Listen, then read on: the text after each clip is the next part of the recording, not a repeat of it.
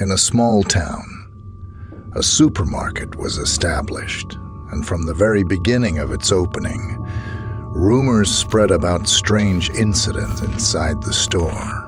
Some employees claimed to have heard eerie sounds at night when the store was closed, while others spoke of seeing shadows flickering in dark corners. One evening, a worker named Michael stayed after closing time to take inventory. As he carefully counted the items on one of the back shelves, he heard a faint but distinct rustling sound from afar.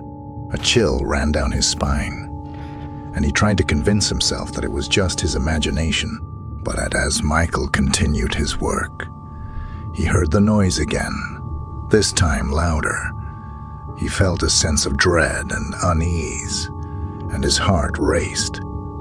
The store fell silent, and he reasoned that it must have been the creaking of the wooden shelves. Suddenly, a whisper emerged from the darkness. "Leave here."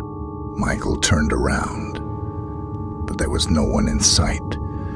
He rubbed his eyes, making sure it wasn't an illusion, and once more, he heard the eerie whisper, "Leave before it's too late." Terror gripped Michael as he abandoned his tasks and hurried toward the exit.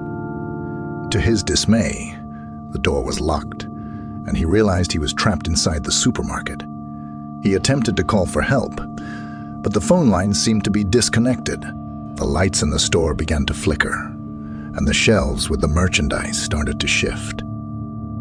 Michael caught glimpses of shadows moving among the aisles, and he heard cries and whispers.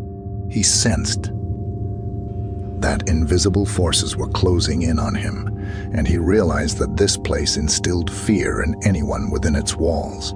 Desperate, Michael rushed to another exit, but it was also locked.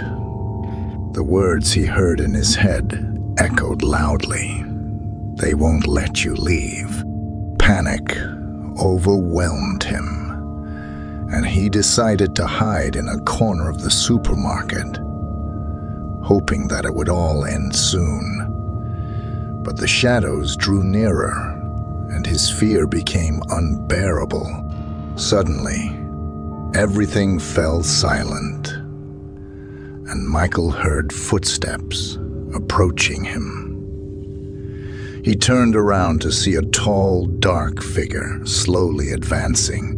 "Please, don't hurt me," Michael whispered, trying to hold back tears. The dark figure stopped before him, and he saw it. It was an old man dressed in dark clothing. The old man reached out his hand and said, "It's time for you to leave, my son. This is no place for the living." Michael realized that the old man meant that the supermarket was inhabited by spirits or some malevolent forces. Without hesitation, he grabbed the old man's hand, and the man led him to the door. Surprisingly, the door opened, and Michael rushed outside, feeling his legs carry him far away from that place of horror.